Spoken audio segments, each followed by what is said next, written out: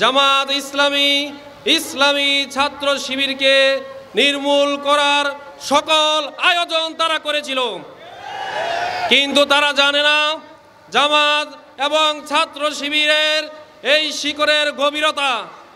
তারা জানে না জামাত শিবির শত জুলুম নির্যাতনের পরেও নিজেদের অস্তিত্বকে টিকিয়ে রাখে। তার আজ বিশাল জনসমাগমে আজ তার প্রমাণ হিসাবে আপনারা দেখতে পাচ্ছেন। প্রিয় উপস্থিতি, আমি বলতে চাই, বিগত 16 বছর 17 বছরে আওয়ামী দুঃশাসনের সবচেয়ে বেশি জুলুম নির্যাতনের শিকার হয়েছেন বাংলাদেশ জামাত ইসলামী ইসলামী ছাত্র শিবির।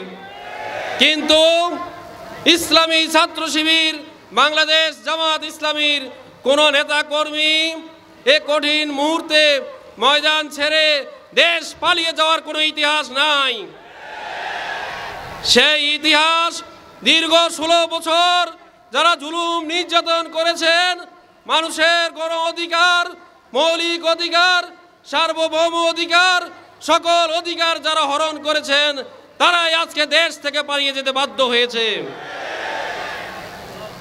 আজকের এই গণসমাবেশ এই কথাই প্রমাণ করে, জুলুম নির্যাতনের পরেও চারবার জামাত ইসলাম প্রতিষ্ঠা হওয়ার পর থেকে চারবার নিষিদ্ধ হওয়ার পরেও জামাত ইসলাম তার আপন শক্তিতে আবার ফিরে এসেছে।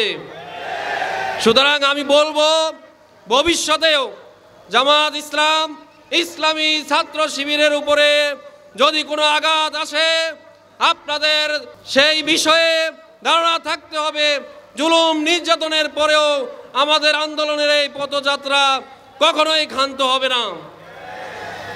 আমরা বলবো, আজকে এই বিশ্বের সারা বিশ্বে ছাত্র জনতা যে আন্দোলন করেছেন, সারা বিশ্বে আপনারা জানেন যাত্রাবাড়ি এই অঞ্চল সবচেয়ে বেশি ক্ষতিগ্রস্ত হয়েছে।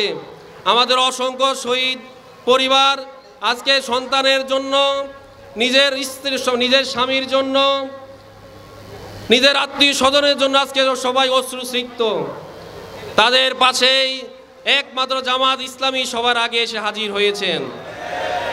আমাদের মোহতারাম আমিরে জামাত, তিনি শুধু সংগঠনের যারা শহীদ হয়েছেন শুধু সেই পরিবারকেই খোঁজখবর নেওয়ার জন্য বলেন নাই, তিনি বলেছেন এই বৈষম্য বিরোধী আন্দোলনে যেখানে আঘাত হয়েছে, যেখানে আহত হয়েছে, যেখানে শহীদ হয়েছে, তাদের কাছে পৌঁছে যাওয়ার জন্য আমিরে জামাত নির্দেশ দিয়েছেন। যার কারণে আজকে 25টা পরিবারকে আমিরে জামাত আহ্বান করেছেন তাদের সাথে সাক্ষাৎ করার জন্য। আমরা বলবো, জামাত ইসলাম এদেশের প্রকৃত দেশপ্রেমিক, ইসলামী ছাত্র শিবির এদেশের প্রকৃত দেশপ্রেমিক। ইসলামী ছাত্র শিবির জামাত ইসলামীর সাথে আপনাদের সম্পৃক্ততা যত বেশি বাড়বে, এই দেশে একটি সুখী সমৃদ্ধশালী দেশ গঠন করা তত বেশি সহজ হবে বলে আমি বিশ্বাস করি।